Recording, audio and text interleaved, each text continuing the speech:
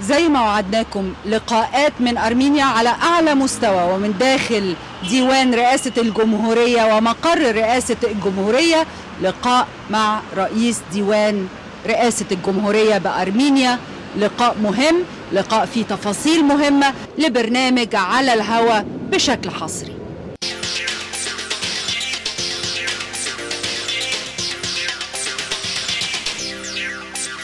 من داخل قصر رئاسة الجمهورية في أرمينيا بيسعدنا ان احنا نقدم لكم على الهواء بنقدم لكم رئيس ديوان الجمهورية السيد فيجن ساركيسيان، اللي بيستقبل برنامج على الهواء كأول برنامج مصري وعربي داخل الرئاسة. Thank you for having us here. Thank you for having us in Armenia and allowing us to conduct this interview in the presidency. أهلا بحضراتكم. It seems to me that Armenia is always trying to balance positions throughout its history. Throughout its history, it has paid the price of the big ones fighting over power, and it seems that the Armenians have paid the price greatly. Today, we see certain things that reminds us of the past. We see Armenia trying to balance its position towards Europe and its position towards the East. Sometimes we feel that you are tilting towards the Eurovision trade agreements, and some other times we find you rapproching towards Europe. Which way is Armenia going to go, and why this balance all the time? The balance is a very deep commitment of our government in terms of perceiving our own place in the very dynamically changing world. And that's not because we feel compelled to do so, but because we deeply believe in the world which is not black and white. And we don't think that for countries, especially the ones which are working hard to advance their economies and establish their place in the international arena, taking sides or trying to exploit the possible differences between the bigger players in the world arena can be of a sustainable efficiency. And that's why our deep belief is that we are open for cooperation with all those who are interested in such cooperation. We always fulfill anything we have undertaken internationally with our partners, and we promise and commit only to things which we believe we can implement. And that's a line which is very often watched as a balance, but as a matter of fact, it's a line of a national interest of not taking sides, but rather building up cooperation with everyone involved. This region and this part of the world, Eurasia, has been divided for a very long time. And we do think that the policy, international politics of the 21st century can be much smarter than that. And instead of returning to the ideology of black and white world divided into parts and divided by closed borders, we do think that the 21st century should be a century of cooperation and jointly solving problems which are much bigger than any national unit alone can solve or address efficiently. In that light, how can cooperation happen between Armenia and the Arab world when the world is so much under stress in the Arab region? Armenia traditionally has enjoyed very positive and very friendly relations with the Arab world. Armenians have been living with Arab nations side by side for long centuries.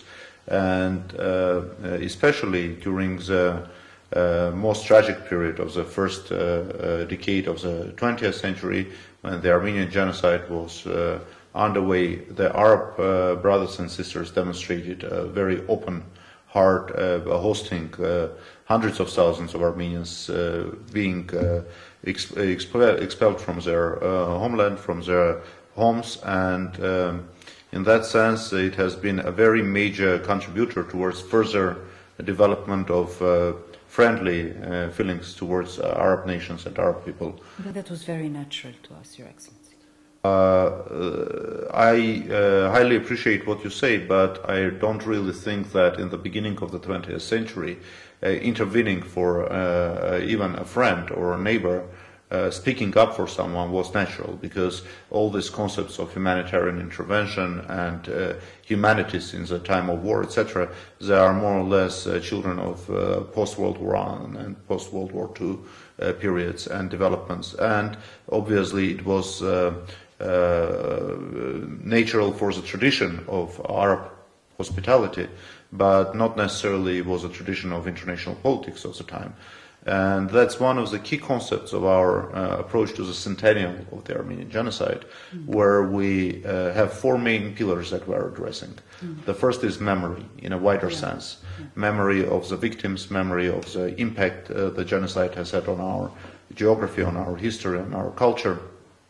Memory towards people who have been massacred. Second main pillar is a pillar of gratitude.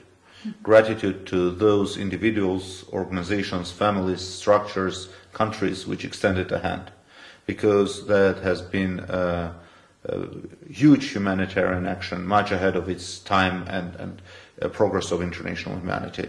And we take this centennial as a great opportunity to turn back and say thank you to all those who have been standing by us at that difficult time.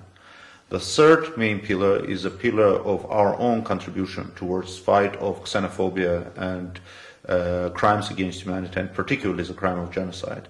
Because as a surviving nation, as a nation which has survived a genocide, we feel that we have the duty of telling the world what the dangers of that crime is and where it can lead the humanity. And while for many it seemed it's a historic issue, for us living in this region and seeing what's happening around us, it's a very actual issue of not allowing the history to repeat itself anywhere and in any form. That's why next year, 2015, Armenia will be home to huge international events on prevention of crime of genocide, and we'll be bringing here to Yerevan the leading scholars and leading politicians fighting that crime. So that's the third main pillar.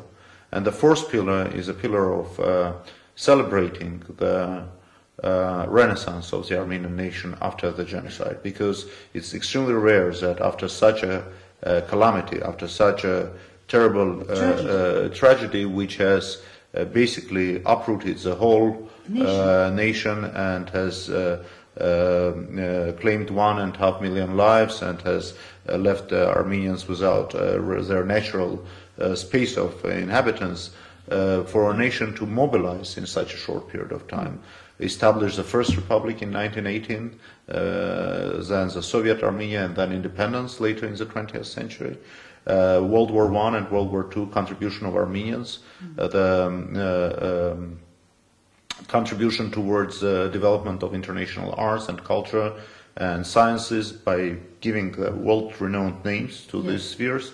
And we do think that we have many things to be proud of what has been achieved in this century. Armenians are extremely self-critical, and if you ask, they will bring you hundreds of examples of countries and nations which have succeeded, and none would mention Armenia maybe. We do think that we have done a surprising job of not survival but renaissance after a tragedy, and the centennial is an occasion to refer to that and to look at that. You mentioned the pillars of the centennial, and as you said, that part of these pillars is fighting against genocide. What is happening on the grounds in the Arab world is genocide. Genocide of a lot of peoples. The Syrian people are displaced in great numbers, in millions. We have the Kurdish people. They are also distressed in many ways. We have also criminal political Islam. I hate to coin it as Islam, but the ISIS movement that is just in the region there. The Yazidis, of course, they have been also suffering enormously. What is your understanding, the Armenian understanding of what's happening and the causes and the root causes of what's happening in that region? It's a terrible tragedy, because loss of even a single life is a tragedy. But when you see a consistent pattern of actions that brings into a complete breakdown of life cycle of whole generations and whole groups of people and minorities, and you're rightly speaking about the situation in Syria. You know that Armenia has always enjoyed very traditional brotherly relations with that country, and it's a tragedy for us to see and witness what's happening there. It's a tragedy for us to see what's happening to Yazidis, as you have mentioned, and the President of the Republic has stated this publicly in his international speeches. We are not learning sufficiently the lessons of history. And while it seemed to many scholars, internationals, that the history is over with the end of the confrontation between East and West, it's obvious that the history is at its bloom in the most tragic expressions of its development. And we absolutely think that there shall be a way out of this, and that way out shall be providing consistent solutions and sustainable solutions to escape this in the future. Do you believe it will be resolved diplomatically? We hope it can be resolved diplomatically. Can you imagine it being resolved diplomatically? Well, the moment you stop imagining, you are then destined to accept what is the reality around you and not try to change it. So, yes, we hope that this can be resolved diplomatically. Let me be more blunt. There are, on your borders, on the Turkish-Armenian borders, you have a Kurdish community. There is a new Kurdistan being formed somewhere in the Arab world, northern Iraq. We have reports coming from many news agencies saying that there is logistical support going straight to ISIS through the Turkish-Syrian border there. All this might spill over one way or another. And in that scenario, could you please explain where Armenia stands and your vision of what's happening in the Middle East? In that sense, Armenia stands at a point where it needs to really carefully voice the possible impacts, because, as you mentioned, there is always effect of spillovers. And with our own issue existing in Nagorno-Karabakh, which is an always open wound until it is completely resolved, and the negotiations are underway for over 20 years now. Yes. We do feel a lot of negative impacts all this situation could have on this region of South Caucasus as well. We do think that there shall be a very directed international effort to prevent the further development and deterioration of the situation, and finding a way that would bring peace to the nations of the region and to the very troubled region of Middle East. You're talking about Nagorno-Karabakh, and you mentioned it. Nagorno-Karabakh, we understand that the Azeris have this pan-Turkic ideology where they feel that the Turkish nation is part of their own nation. This in itself is also an expression of what's happening in the Middle East, where in the Middle East we have direct intervention and reports of direct intervention of the Turkish government in the Middle Eastern affairs. Maybe it's a proxy intervention, perhaps it's motivated by ideology or excellency. It could be this or it could be that. But at the end of the day, these are the de facto facts on the ground. In that case, let me ask it very bluntly: does Armenia feel threatened by this pan-Turkic ideology, which is threatening your direct neighbor, which is closing your border on the other side, and which is at the same time in the Middle East creating a lot of suffering? You are absolutely right. Azerbaijan openly speaks about one nation, two countries, referring to Azerbaijan and Turkey. The same is used as a terminology and as approach by Turkish authorities.